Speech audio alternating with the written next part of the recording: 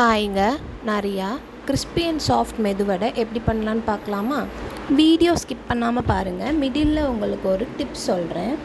1 cup உளுந்தை 3 to 4 hours நல்லா ஊற வச்சு அதை மிக்ஸி ஜாருக்கு ட்ரான்ஸ்ஃபர் பண்ணி ஃபைன் பேஸ்ட்டாக அரைச்சி எடுத்துக்கோங்க. கிரைண்டர் இருந்தால் கிரைண்டரில் அரைச்சிக்கோங்க. மாவும் அதிகமாக வரும், வடையும் சாஃப்டாக கிடைக்கும். மாவு கரெக்டான கன்சிஸ்டன்சியில் தான் இருக்கான்னு செக் பண்ணுறதுக்காக கொஞ்சமாக மாவு எடுத்து இந்த மாதிரி தண்ணியில் விட்டு பாருங்கள். இது இப்படி மேலே மிதந்துச்சு அப்படின்னா இதுதான் கரெக்டான கன்சிஸ்டன்சி.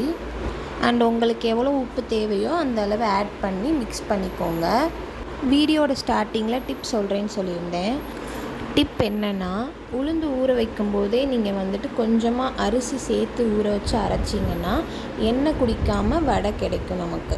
ட்ரை பண்ணி பார்த்துட்டு உங்களுக்கு ரிசல்ட் எப்படி வந்துச்சுன்னு கமெண்ட்டில் சொல்லுங்கள்.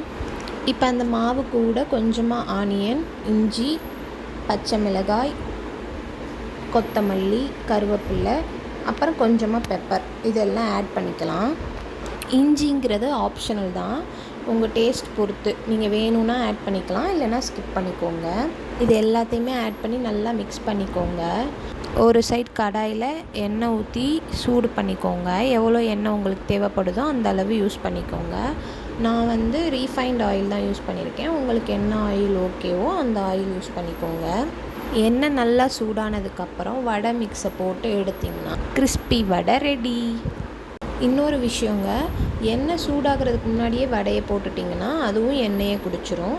ஸோ அதையும் பார்த்துக்கோங்க. வேறு என்ன ரெசிபி வேணும்னு கமெண்ட்டில் சொல்லுங்கள். மறக்காமல் சப்ஸ்கிரைப் பண்ணிவிடுங்க. Stay tune.